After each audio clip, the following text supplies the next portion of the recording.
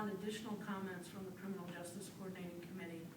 This is a great time for everybody to say where they think we are and where you want us to head. Anything that's on your mind.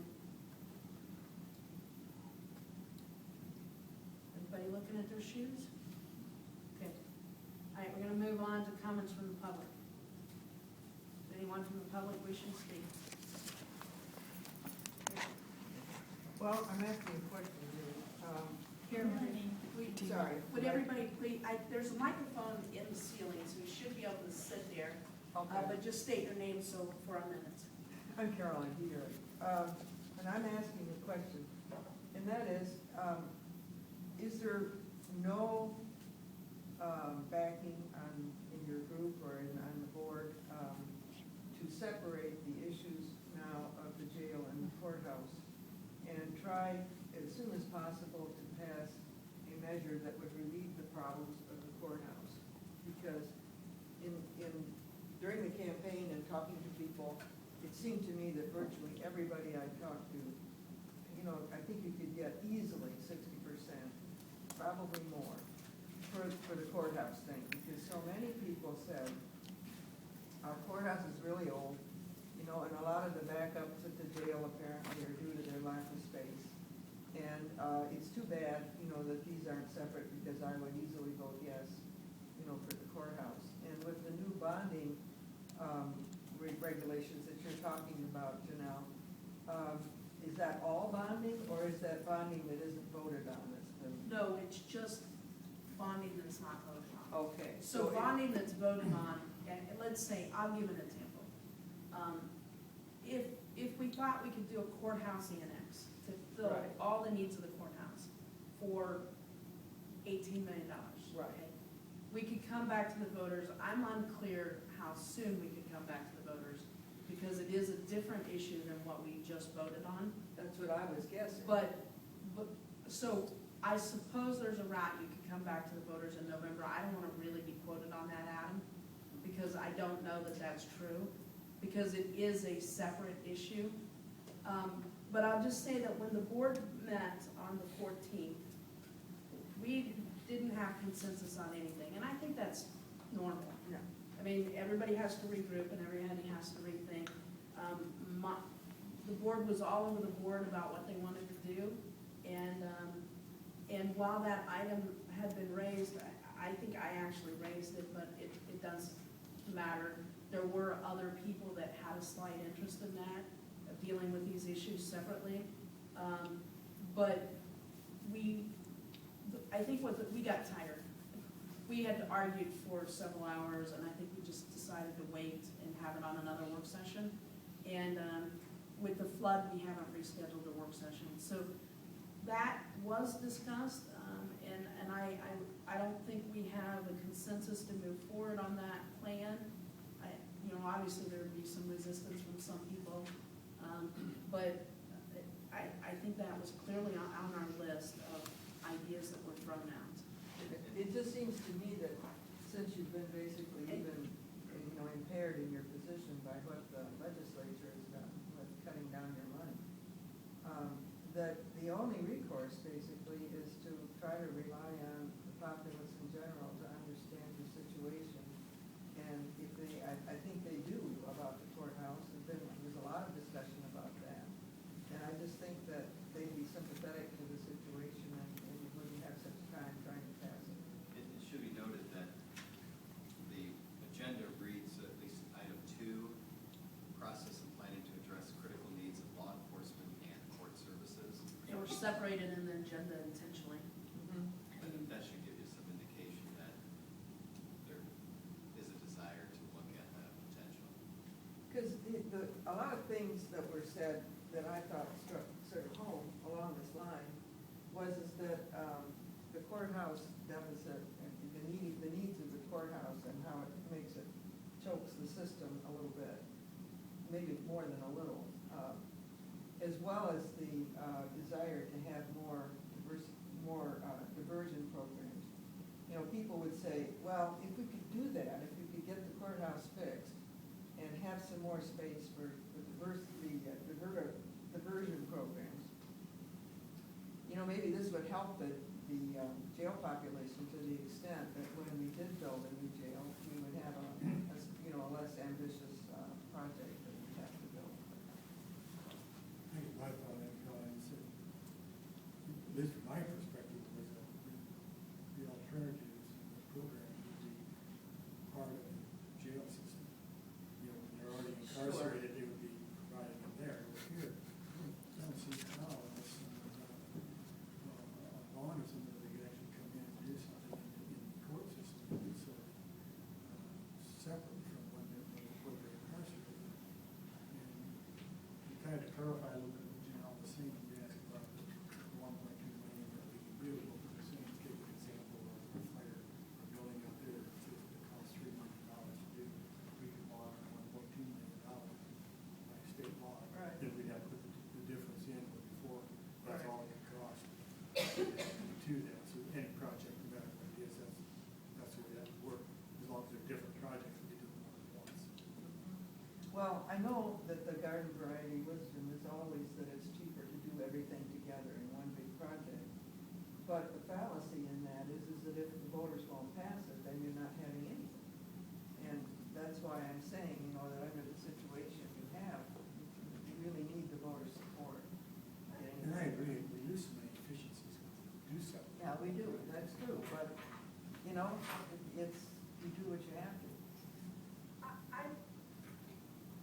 I would say that when we met on May 14th, that item was out there. A couple people, different ones of us talked about it, but we didn't have consensus on anything. And I just think people need time. I mean, Yeah. a little bit of time to separate. But I have one I'm other- not clear whether or not we can move forward in November, and nobody's asked that question yet. It may be that you have to wait. If it's identified as too close to the previous issue we voted on, then there's certain dates you can vote on these issues. And it could be that we would have to wait till sometime in the spring to bring back an issue that's smaller and only for one need.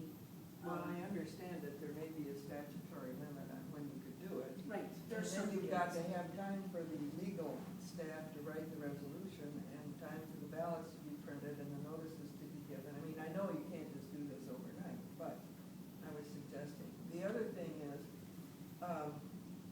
the assessor is is appointed by a committee of the various jurisdictions. And with the changes in the legislature, that the legislature's made to valuing property, this is gonna be felt all over the state. And I'm wondering whether, when this board locally gets together to talk about taxes and so forth, whether there will be any reflection of this change in the valuation, basically, that the governor has caused by, and the legislature has caused by reducing the amount that apartments and so forth have to pay to make that property worth more to own, so that in a sense you'll pick up some of the value that you're losing if you act that way quickly. You're because- devious. Well, yes, but I mean, you have to do that, don't you? I mean, you're stuck. Actually, the assessors already done that in rural ag, prices have gone up, their taxes actually went down, so there really isn't recovery for 2-3 years. No, that's right, and it's always, when people are worrying about their taxes, they tend to blame you for the levy, and they fail to understand that it's partly due to the value of their property going, it isn't always taxing by. We control one part, of Exactly. like 6 parts that create your tax bill. Right, but when everybody's tit's been put in the ringer, basically by the legislature. Did you want that in the minutes? Well, I don't care, I mean, it used to be said around the courthouse all the time, and whose tits in the ringer now. But in any event, it isn't only yours, it's the city's is as well, and I suppose as well as school. So, Yeah, I mean, you just have to get back as best you can. I think it'll get interesting, what will happen, and we just, if they were gonna actually lower apartment rents, I'd be all for it, but that's not what will happen. No, it's not. Apartment rents in Iowa City in our area are controlled by occupancy, vacancy So if we're running a vacancy rate of 3%, which we are, give or take, that means they can charge whatever they want, and people will pay it. So if they roll back taxes on that won't change rents. They could roll it back to nothing, and all that would happen would be the landlords in pocket of it, and we were gonna have. It's probably a conversation for another day, but let me ask you this. To me, it seems like if you do a court facility, courthouse, city, county attorney, I think once that, even if it was, once it's passed, I really don't think you're going to get any direction or any support for the jail, another bond issue in the near future Well, to address that issue. I- Or vice versa, the same way. I don't think I agree with you about that. I think that if it was separated that way, and the new plan for the jail reflected the changes that were being made as far as the courthouse and the space that would be made available to the legal staff, that you might find that, people would go ahead and support the jail. I guess personally, I would have a hard time doubling my taxes instead of one shot. Well, I know, but in a sense, you're in a different place than most people. You know more about it all. You have to, it always comes back to being able to pass it as a ballot box. I think those were very good points, and we were gonna have another work session even prior to today, but we got distracted a different direction. And so, I think the board in the next couple of weeks will have some more space in these work sessions, where we'll try to work through, our brainstorming, about ideas that we had that then, we will want, at any time, people to weigh in on, but I don't think the board quite, had a real grasp of where, any direction they wanted to head, to even begin to get the information and to ask for feedback on. So, more comment, I'm sorry, did you have any more, Kim? No, anything else I'd ask you, do you have any way of influencing when the conference board for the assessor meets and what they're? Yeah, we have quite a bit of influence on that, but there are two assessors boards. I've always hoped, just for the record, that when one or the other of them retire, we'd be able to combine those offices. I find it inefficient. And I hope if you have any pull with Iowa City, you all talk to them about it. But I found it very inefficient to have two conference boards, but we serve on both boards. And we control 1/3 of the votes on both conference boards.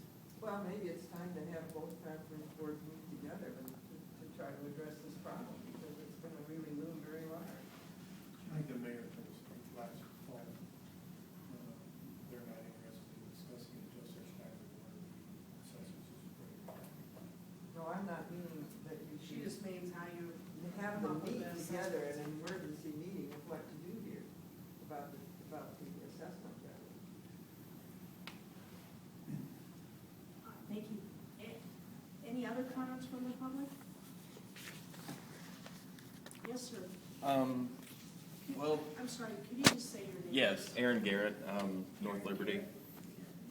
And just sitting here for the last hour or so, it occurs to me that there's a well-established organization, obviously, that was opposed to this effort last time out, as evidenced by, the vote.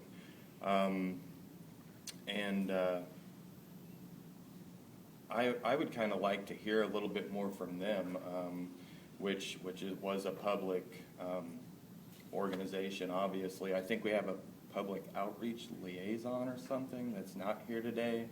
I wonder if we would be able to discuss the possibility of opening that organization, or at least a delegate from that organization, a speaking seat, not necessarily if you take votes or whatnot, but it's pretty quiet on the opposition side, and if you have disagreements with people, I would think the best way to work through them would be to involve them in the process a little bit more than waiting 45 minutes to start to hear from the public.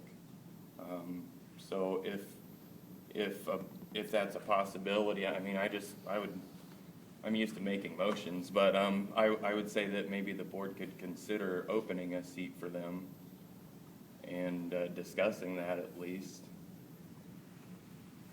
Because that, Which, I wasn't, I was in the county, but I was not a supervisor. After the last ballot referendum failed, members from the opposition, 2000, sorry, they're sitting around the table, or, I mean, a variety of people who have served on CJCC voted against it in 2000, including me, but I wasn't on CJCC.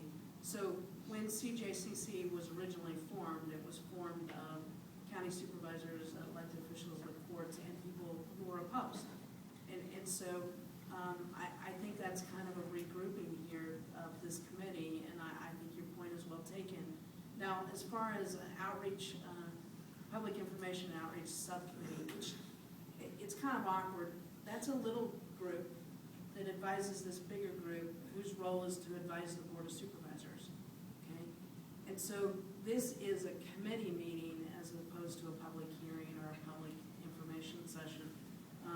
But I think your points are well taken, and I think the Board of Supervisors will have to decide if all these members would like to be reappointed, would we like this committee to grow?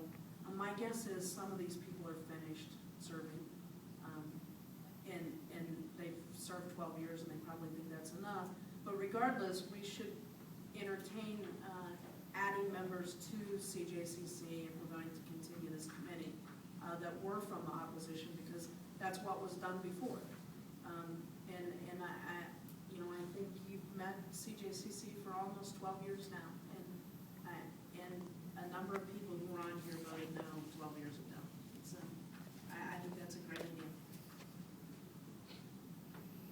I would just add that there's a lot of new issues being, 13 years later, that those people would probably have a lot more input, obviously, on what is,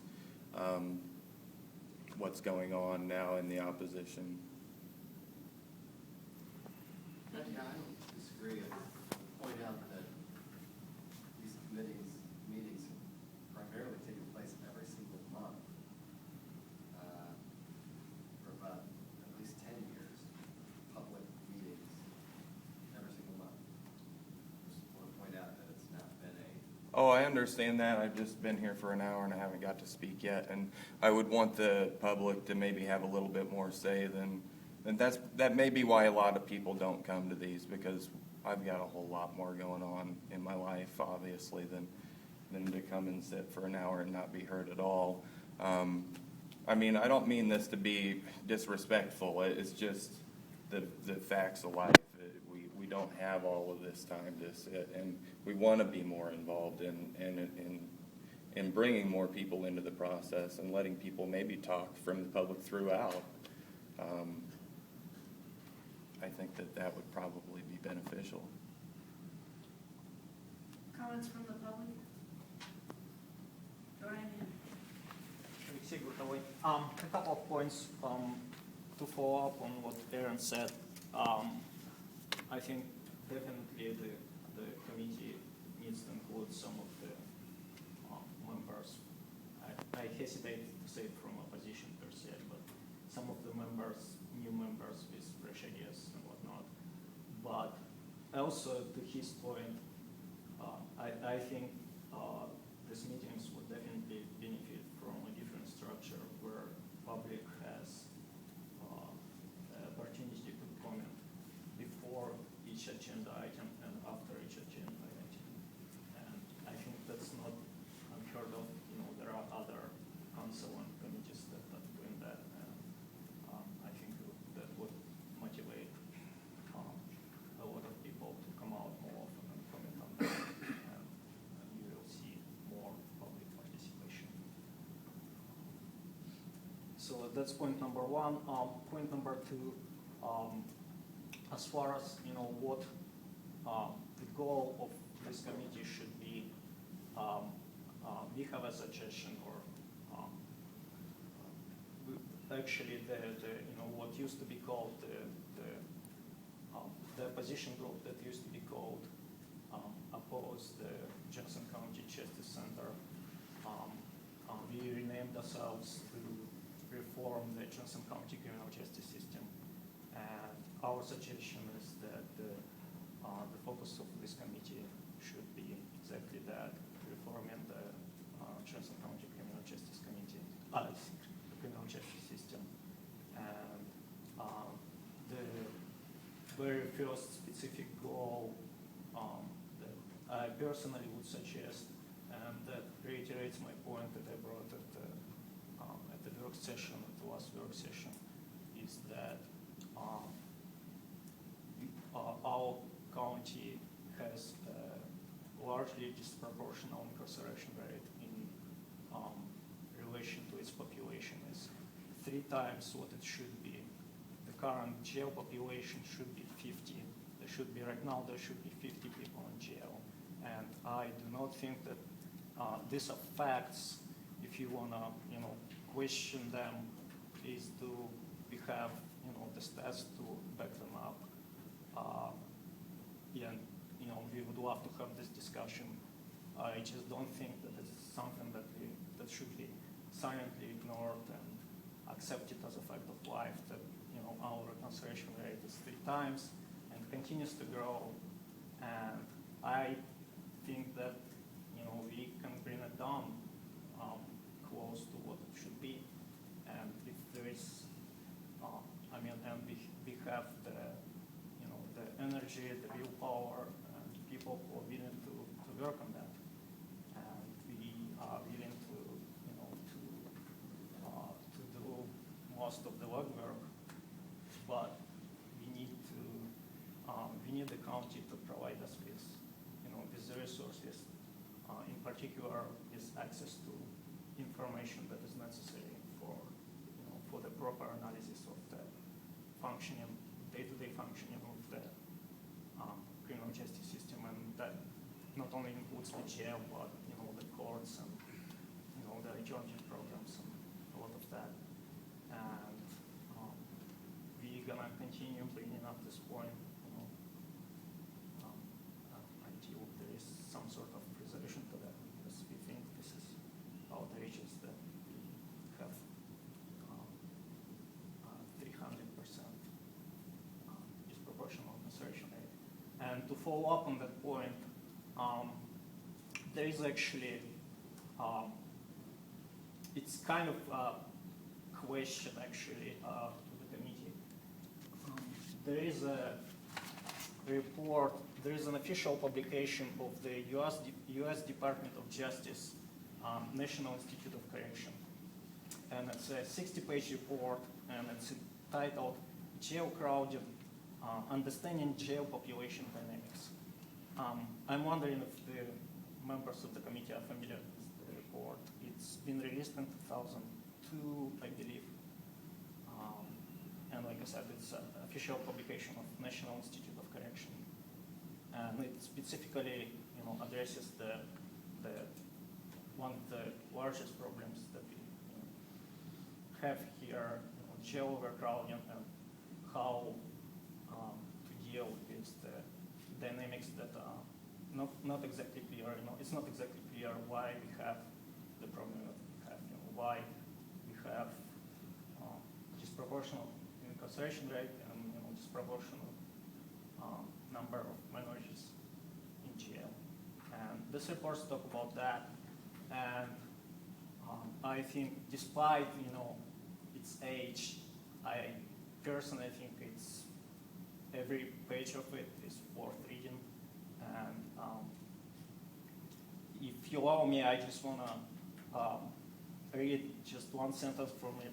It's not actually from the report itself, but from the preface, which is by Maurice Thigpen, director of the National Institute of Corrections, and he says, whether jail crowding is an infrequent occurrence or a chronic problem, it should be recognized as an indication that a thorough examination of criminal justice policies, procedures, and practices is warranted. And this is basically, I would like to say is the official position of what used to be, the position to the Justice Center proposal. And so I strongly encourage each of you who intends to stay on this committee, to go download and read the report. And literally, it's not a boring report that you skip page after page. Like I said, every second paragraph in there is really packed with insight, and it's written by somebody who went to the counties and helped them to bring this problem under control. And he had a lot of experience in dealing with that, and you can see it in that report. And I have this just so you don't have a problem finding it. I have it. And I'll go with this and I'll just you it out a bit more. You could possibly just Thank you. We'll make sure they get some of the minutes and send the URL to the rest of the committee. Any other items from the public? I just have a quick question. I don't know if I'm public or what I Jessica have. Peckover, thank you. Um, Now a citizen. yes, Jessica Peckover. I just have a question that Nancy's not picking you up on the microphone. I'm not loud enough. Are you kidding? Ask the control We're center gonna staff. refrain from commenting on that because you're now a member of the public. I'm not a voting member, though. My question is, we sort of talked about strategic planning and what the direction of this committee is. I guess I'm wondering who is responsible. Is somebody going to be coming up with lots of ideas for thrown out in terms of where this committee could go in the direction? Are one of the subcommittees going to be responsible for that? Is the board going to be responsible for that? Is CJCC collectively going to have a conversation about what the strategic planning is going to look like so that it's a useful, because CJCC, this is a national thing, NACO had a whole, there are a variety of things that CJCCs do, and it's not just, New Justice Center or whatever.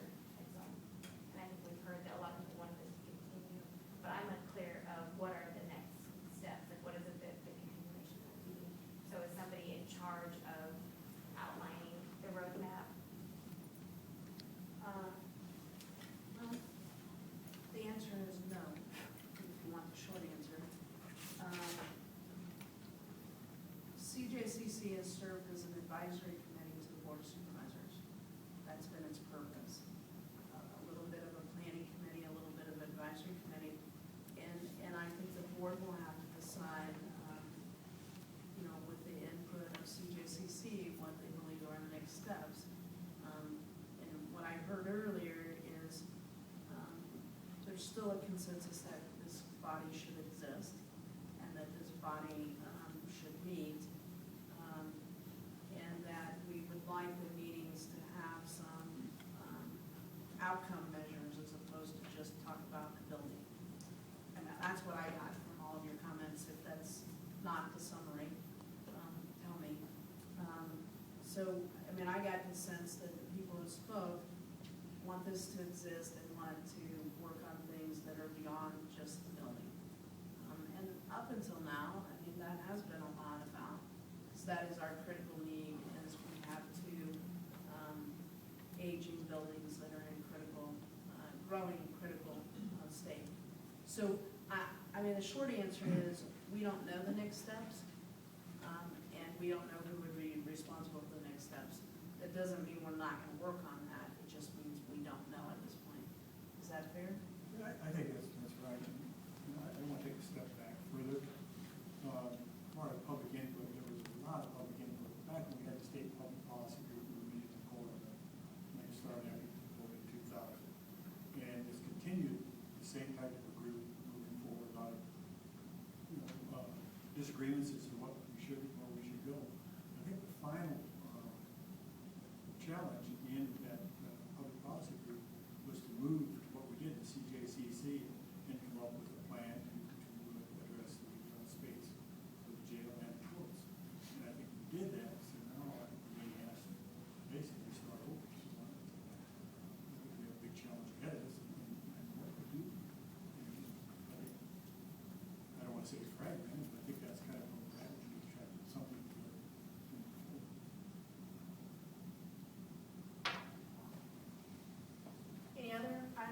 public. Okay, then we'll move on to, sorry. I'm sorry, I didn't know if I should stay back here or move up here. Well, there's a microphone there, and it depends on your voice whether she can hear you. But you're welcome to come forward. Sure, I just wanted to. Good name, please. Oh, I'm sorry, Martha Hample, Iowa City resident.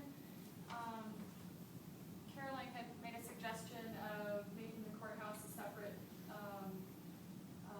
proposal, and Pat Harney had responded, and it sounded like that was, he was mentioning limitations that were based on the old proposal of a combined jail and courthouse.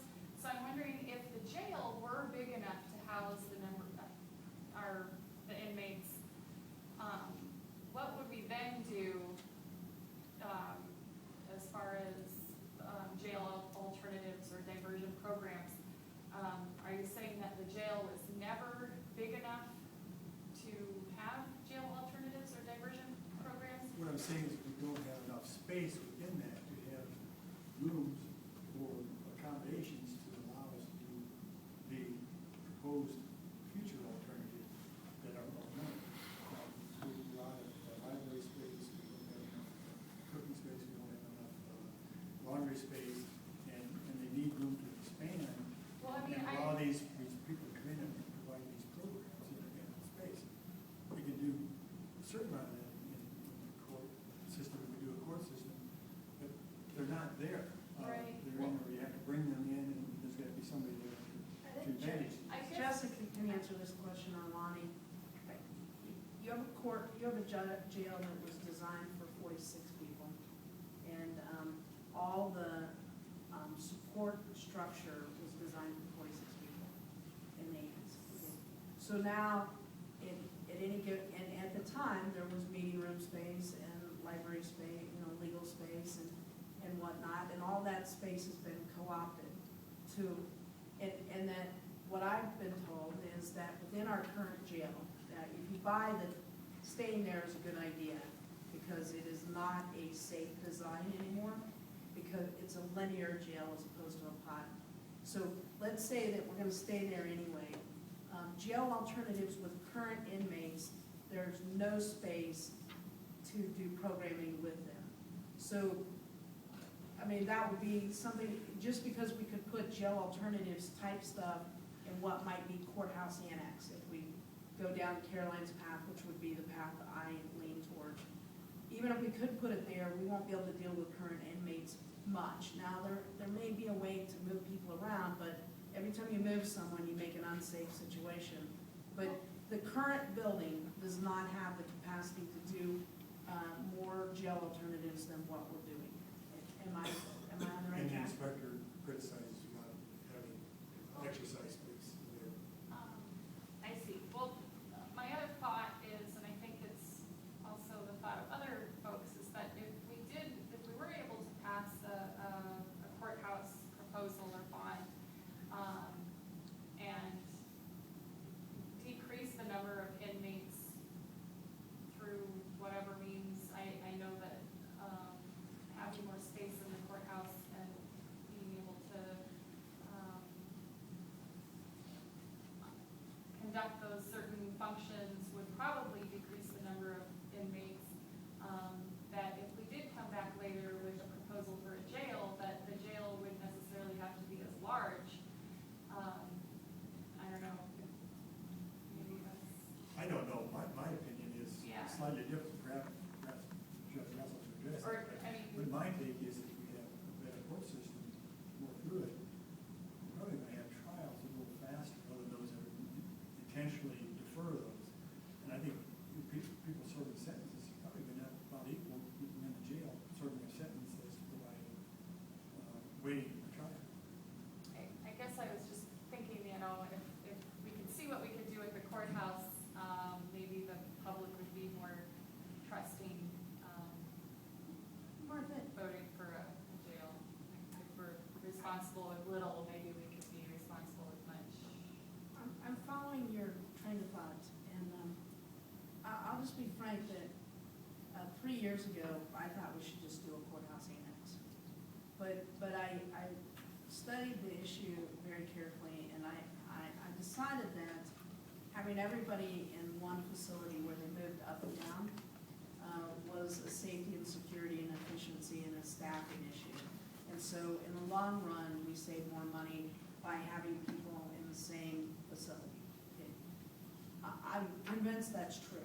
And we can argue about the size, but I'm convinced that having everybody in the same facility, and I don't want to lose the courthouse. I mean, there's nobody magically going to turn it into a museum. So I've always thought that the way to keep the courthouse is to keep it in a functioning building, okay? My thought process here is if we believe the voters are willing to provide a courthouse annex, and I mean, I don't know if they're willing to provide it or not, but if they are, how do we place that on the land we have in such a way that we don't destroy our opportunity to someday have one kind of joint facility where inmates don't have to move from somewhere. You're less secure when people move from one site to another, and so it's always better if you can move them outside of the public, from their jail cells to the courtroom. And so I'm kind of torn between how you would do that in a courthouse annex. I think you can do it and then preserve some of the land for someday if we wanted to build a jail and sheriff's office there.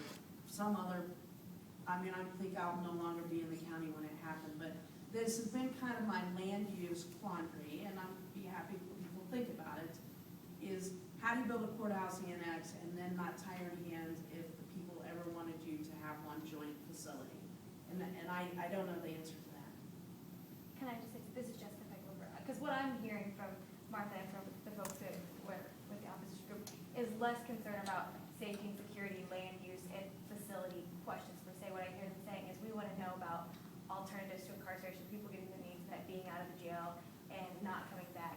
The thing that my big concern is, even if there was a new courthouse, is that given the cost to fix an already falling apart jail, it's not sufficient, and this idea that the board is probably not going to fix the jail, we're just going to start shipping people out of county more, and just using this as sort of a booking in the middle. What that means is that it's even more difficult for me to be able to work with anybody to get them out of jail or to do discharge planning for them when they're getting out of jail so that they don't come back. If they're not here in the county. If they're not here, if they're being shipped out, I mean, that's already a huge challenge right now, just coordinating. I have to make an appointment now to call if I call Muscatine County, just to talk to start the process. And so there are barriers already. So my more concern is we wouldn't be able to demonstrate to the taxpayers, even if you got a new courthouse, and we're saying, let's show that we can decrease the population through strategies here. I don't see that translating because you're going to see a reduction in the number of people that we're able to work with and get out because they're not here. And that's my real concern. I really am not liking the direction that this is heading with more people being shipped out of county because I know that's just crippling the stuff we're already doing that. So my fear is that we're actually going to see And less obviously efficacy from our we can't program. solve these problems today, and I'm about to lose the whole audience. Yeah. But there have been people who have stated they're not interested in putting $4 million in a building that's worth $3 million. And so, that will be a decision the board will have to make because, give or take, we're talking about at least $3 million of, critical needs in the jail. That and again, I want to gain hear no from them. space. I want to hear from the opposition then, like, what are the ideas then? Because, of course it doesn't make sense to put money into a building that still can't meet the capacity. I didn't But I say wanna that. hear- I said that Well, other people I'm said saying that. that. I get that. I am not the one who stated that. I just want to hear, I guess what I'm saying is I think it would be a valuable part of the conversation to hear from those who are in opposition because I would really be curious if there are some creative strategies. I want to hear those, and if not, that they can be part of the conversation to know. It's, again, like I said, before the vote even happened, like, we're all kind of on the same page here. We all want the same thing. We've all been sitting around the table talking about this every month to figure it out, and apparently RP brains didn't come up with the amazing solution that was needed. So I welcome, I don't always have right answers, but I would welcome these folks to the table to grace us with the brilliance to solve this problem so that we can demonstrate that we're doing, so that we can do what we're meaning to do, and that we can demonstrate that we're meaning to do it so that everybody's on board.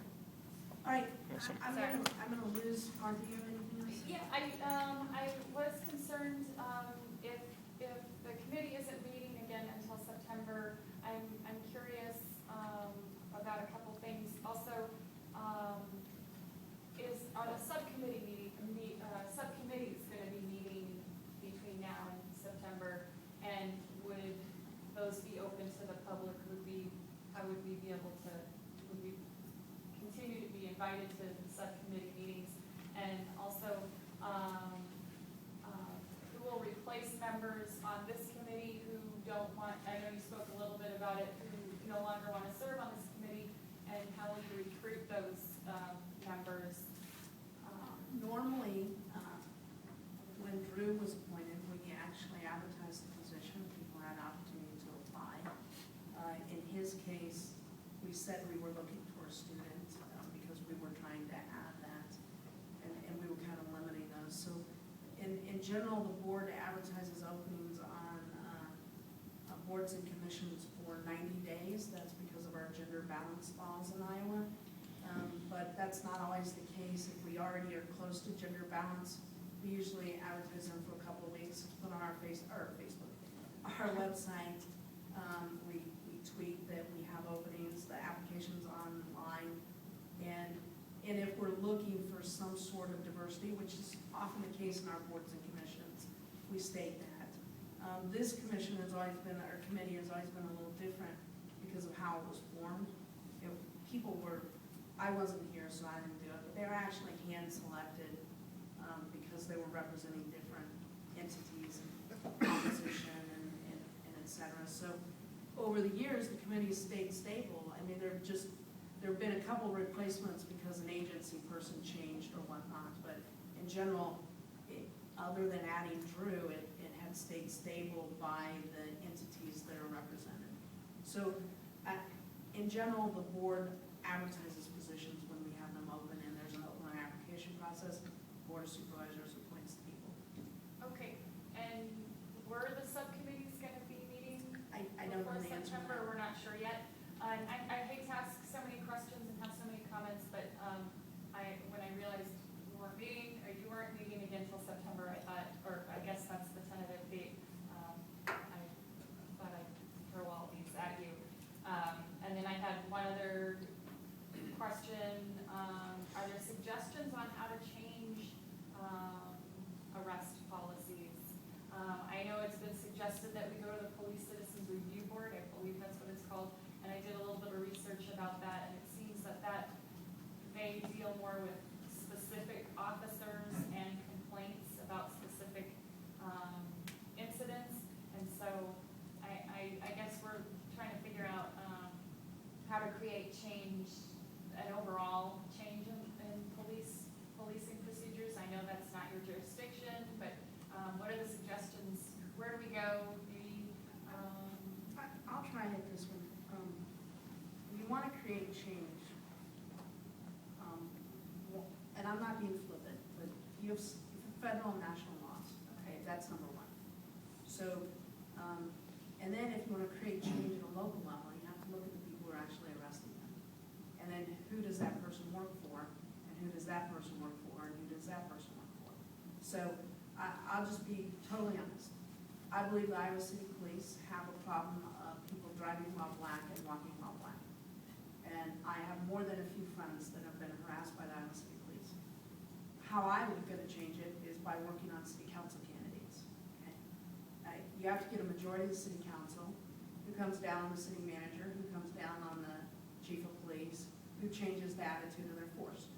I 100% believe we have a racial disproportionate contact, and I'm embarrassed by it. And it's not just the Iowa City Police. One of our county employees was harassed by a University Heights cop a couple of weeks ago, and I took care of it by talking to the mayor and the chief of police myself.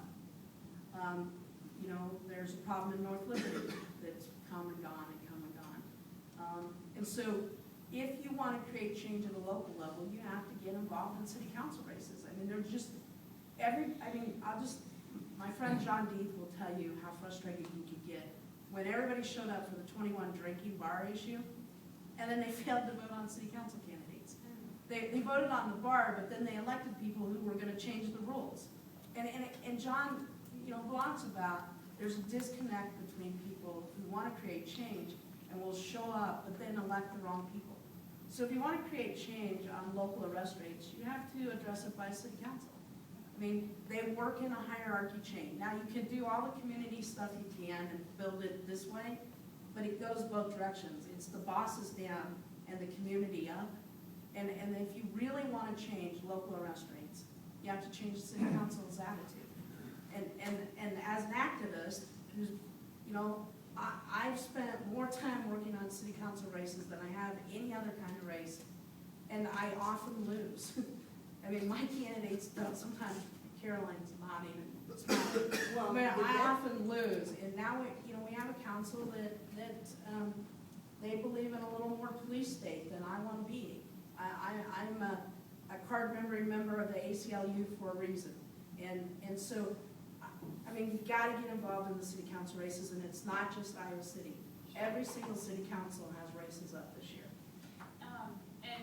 and it's like a multi-year commitment, because you can't change it even in one election. Right, and I think our opposition, and I hate to call us the opposition anymore, because really we were the opposition of this past proposal, and I hope that we can work on something new and work together and no longer be considered the opposition. But we do feel that if we could make these kinds of policy changes, or do something to keep people out of the jail, or reduce the number of people in the jail, we might not need such a large jail, and we do all agree that something needs to be done, but it just wasn't this past proposal. And I appreciate your thoughts on what we can do, and I'm new to all of this. I just see a problem, and I'm trying to figure out what I can do to help. And I'm sorry I don't understand all the ins and outs and who's responsible for what, or whose jurisdiction is where. So I really appreciate your time, and hopefully, and one more thing, I'm sorry, I just wanted to reiterate and echo what Aaron and Alex said about public input throughout the meeting. It is kind of frustrating to hear all the work being done and the committee working on things, and then being able to give input, because we feel like, we hope that you're taking our suggestions or ideas, or, and you have been answering our questions, which is great, but I think maybe if the public realized it was more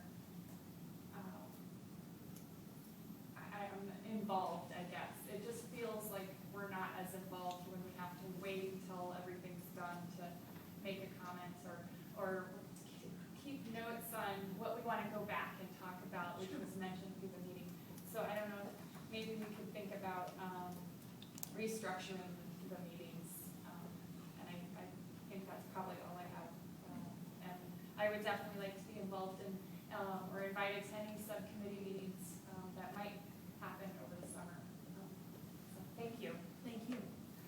All right, I think I'm about to lose everyone because it's 6 o'clock, so is there anything other from anyone? I'm gonna make a comment. All right. Just a little trivia.